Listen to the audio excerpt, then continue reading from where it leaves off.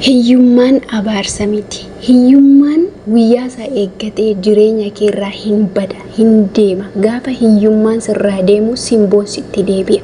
Nagaan isin habaayatu hordoftoota yeroo mul'ata akkam jirtu.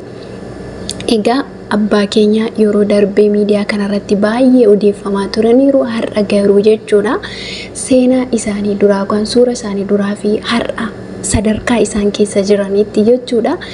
Ijoolleen qaxaleen jajjaboon uumaa isaanii sodaachaa lammummaan itti dhaga'amee qabeenya qabanirraa aarsaa godhanii har'a abbaa keenya kana rakkina sana dagachiisanii haala kanaatiin namummaa isaanii itti deebisanii simboo kan qabuu fi ulfina qabeessa namaa ta'uusaa haala kanaatiin yeroo argamu baay'ee tokko jechuudha nama gammachiisa dhugaa dubbachuuf jechuudha.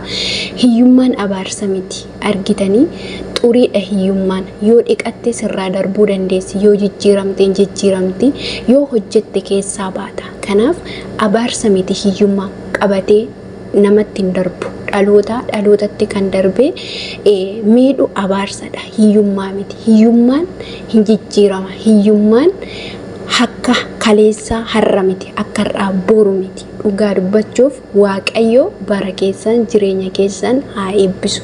Eebbifama. Namoonni haala kanaatiin garaan keessan gaddee kallattii isinii danda'ameen tokko lama osoo hin jedhin biyya keessa biyya alaa osoo hin jedhin abbaa kana bira dhaabattanii haala kanaan simboo isaa itti deebistanii akkasuma immoo dadhabbii isaa keessaa baastanii hojii dhumtanii fi har'a kunoo nyaata ho'aa nyaatee uffata miidhagaa uffatee haala kanaatiin namoota lammii isaa keessa dhaabbatee akkasitti kunoo nama gammachiisu gootaniittu waaqayyo simboo isinitti haa deebisu qabeenya keessan irraa hafaa guutuu haa godhu. Namni nama gargaaru irraa hafee otoo hin taane namummaan itti dhaga'amuun akkasuma immoo uumaasaa isa qabeenya kana laateefillee dabarsee akka laatuu fi gammachiisuudha. Dhugaa dubbachuu fi yeroo akkasitti namni keenya wal utubee waliin ta'ee tokkummaadhaan wal wajjiniin waa tokko uumu baay'ee nama gammachiisa. Sinii gali miti? Akkuma loomii 50 nama tokkotti ba'aa. Nama 50maaf garuu tokko ba'aa miti. Akkuma jedhamee yeroo hundumaa odeeffamu har'a abbaa keenya kana haala kanaatiin yeroon argu baay'ee tokko natti tolee nan gammades jechuudha. Isayyuu abbaan kun dhala hin qabanii haadha manaa hin qabanii seenaan isaanii baay'ee namatti dhaga'ama. Garuu kana booda waaqayyo jedhe abbaan kun akkaataa amma ijoolleen keenya hojii hojjechiisaa yookaan eegalchiisaa jiran kana boru haadha manaa bareeddu akkasuma immoo waaqayyo inni seenaa isaanii jijjiire kun boru ala eebbifamaa akka laatuu fi abdiin qaba. Har'a abbaa qabeenyaa gurguddaan jechuudha seenaa isaanii kaleessaa intervii garaagaraa irratti gaafa kaasan jechuudha nama sadarkaa kanaa ga'ee miti abjuu namatti fakkaatu jechuudha. Har'a fooqii namoota baay'ee abbaa makiinaa namoota baay'ee fi biyya alaaf biyya keessatti daldaltoota gurguddoo gaafa arginu otoo seenaa isaanii dhaggeeffanne yookaan immoo namni kun eessadha jalqabni isaanii otoo qoranne namoota iddoo yaadamnee dhufanii iddoo guddaa gaanidha jechuudha. Arras immoo namni kun nama fayyaa qabu nama qaama guutuu qabudha. Garuu qabeenya dhabuurraa kan ka'e hiyyummaan daalacheessite nama gadi goote haala kanaatiin akka dubartiitti akka isaan qoraan baatanii deeman goosisteetti. Garuu kana booda namni kun dhabuu keessattis rakkina gurguddaa dabarsanii jiru. Boorus immoo gaafa qabeenya godhatanii akka deebanii dhaloota akka isaanii sana gargaaranii iddoo guddaa geessisan abdiin qaba. Maaliif jennaan namni tokko miidhameeti miidhaga akkasuma immoo isa dheebotutu dheebuu bishaanii beekaa isa beela'eetu beeluu midhaanii beekaa jedhu raajii masarata yeroo baay'ee.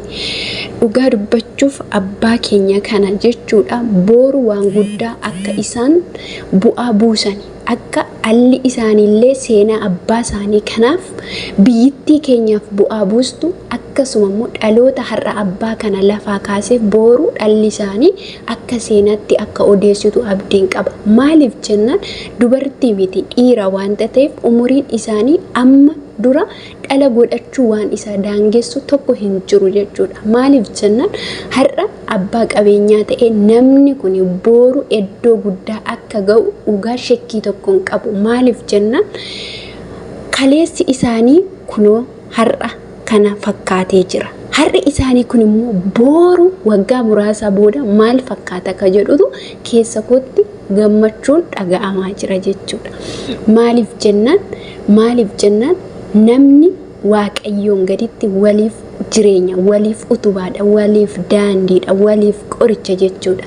Namni immoo gaafa walitti gadhee namni wal balleessa, wal barbadeessa, jireenya wal dhabsiisa, nagaa walii booressa. Sinii galee miti. Kanaaf namni waliifis qoricha, waliifis summiidha. Iddoo summiittis wal miidhus, iddoo rakkinaattis kunoo wal ijaaraa jechuudha. Kanaaf obboloonni keenya haala kamiiniyyuu qabeenya keessan aarsaa gootan ammas dabalee waaqayyo fayyaa isiniif haa laatu. Alli keessan illee booru darbee dhaloota rakkinaaf dhaabbatu isiniif haa ta'u. Dhugaa dubbachuun hiyyummaan obboloota koo abaarsa miti, xuriidha. Wayyaan keenya gaafa xuraa'u otoo miiccanne bishaan sana waliin xuriin sun baatee deemti jechuudha. Hiyyummaanis akkasi. Har'a namni kun osoo qabeenya qaba ta'e yoona abbaa soddaa gaarii, abbaa ijoollee meeqaa, abbaa abaluu jedhee nama ollaasaa keessatti, nama biyyasaa keessatti waamamu ture jechuudha. Garuu hiyyummaa irraa kan ka'e namni kun iddoo bultiillee nama hin qabnedha. Viidiyoo isaa yeroo jalqabaa kaniin arge tokko mee sabni kun maal akkasinii go'u barbaaddu jedhee obboleessi keenya viidiyoo waraabu gaafannaan gaarii akkanaaf bitaniin barbaadaa jedhe. Sinii galee miti gaarii kan fardaan magaalota keessa bishaanotaaf qoraan garaagaraa ittiin guuree dhaloonni ittiin hojjetu jechuudha. Waaqayyo jedhee immoo gaarii irraa kaasee boru abbaa konkolaataa ta'uu danda'a namni kun. Hojii waaqayyoo hin beeku. Sinii galee waaqayyo nama kanaaf waan dhaabbateef guyyaa jalqabaa namni sun akka viidiyoo waraabu taasise. Seenaan nama kana guddaa waan ta'eef boru nama kanarraa waan hedduutu bu'a waan ta'eef waaqayyo nama kana yaadate. Gaafa waaqayyo nama yaadatu nama namaaf kaasa obboloota. Namatu waan jiru keessaa nama baasa. Waaqayyo samiirraa gadi bu'eeti ufee biddeena afaan si ka'a miti. Ufee mana sii bita miti. Ufee lafa sii bita miti. Namuma akka keeti sii kaasa. Waaqayyo gaafa si yaadatu namuma akka keessii kaasaa karaa ati itti guddattu, karaa ati seenaa kee jijjiirrattu, karaa ati immoo lafa waaqayyo siif akeeke sana geessu namuma akkuma keessii kaasa jechuudha. Kanaaf namni kun waaqayyo biratti jaallatamaadha. Dhugaa dubbachuuf kanaaf waaqayyo biratti waan jaallatamaa ta'eef namni akkasaaf dhaabbatu, namni akka garaa isaaf laafu, namni kun akka rakkina sana isa dagachiisu waaqayyo qabeenya namoota sanaan nama kana yaadate jechuudha. Kanaaf waaqayyo isiniif haa dhaabatu. Dhugaa dubbachuuf nama caalaa gaafa waaqayyo siif dhaabbatu diinuma keetu akka deebee seenaa kee jijjiiru si godha. Diinuma keetu iddoo rakkina kee akka si coosi godha. Garuu gaafa waaqayyo jireenya kee keessa hin jirre, gaafa waaqayyo daandii kee irra hin jirre, asiin xaartee, asiin buutee, asiin baatee gaafa ati itti dadhabdu qabeenya kee sun ijaan godhatu. Dadhabbiin kee suni firii siif hin ba'u jechuudha. Garuu dhugaa dubbachuuf barumsa guddaa namaaf ta'a jechuudha seenaan nama kana. Ammas immoo jireenya hin jalqabe malee hin xumurre miti, kan darbirra miti, kan ufutu caala. Waaqayyo gooftaan nama kana boru nama guddaa taasisu, akkasuma immoo jaalallii fi tokkummaan bu'aa hagamii akka buusu irraa baranna jechuudha. Maaliif jaalalli jiraannan har'a namni waan qabu walitti fide yoo dhabeellee kunoo akkuma obboleessa keenya kana viidiyoo waraabee warra isa qabanitti geessuun bu'aa akkamii akka qabu waa baay'ee irraa baranna jechuudha. Kanaaf miidiyaan kunillee bu'aa guddaa qaba. Akkuma miidhaa qabu faayidaas qaba jechuudha. Kanaaf har'a magaala namni kun keessa ture qoraan baatee beekamuudhaan akkasuma immoo rakkina isaatiin beela'ee buluudhaan beekama ta'uu mala. Har'a garuu gara miidiyaa dhufee waaqayyo al takkatti jechuudha addunyaa kanatti akka inni mul'ate rakkina isaa dagatu gooftaan isa taasiseera. Waaqayyo gooftaan ammas illee hunduma keessanaa eebbisuu isinin jedha. Boorullee jireenya keessanaa eebbifamu. Boorummoo kana caalaa biyyattiin seenaa maalii akka odeessitu waaqayyo nu haa dhageessisu.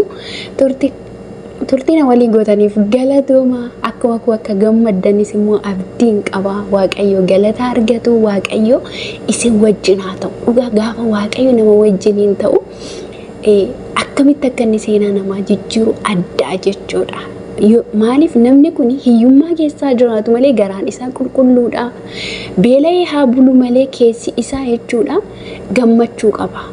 Yeroo kanatti keessi kee gaafa nagaa fi gammachuu qabu, geessi kee gaafa namatti hamaa yaanne waaqayyo si yaadata jechuudha.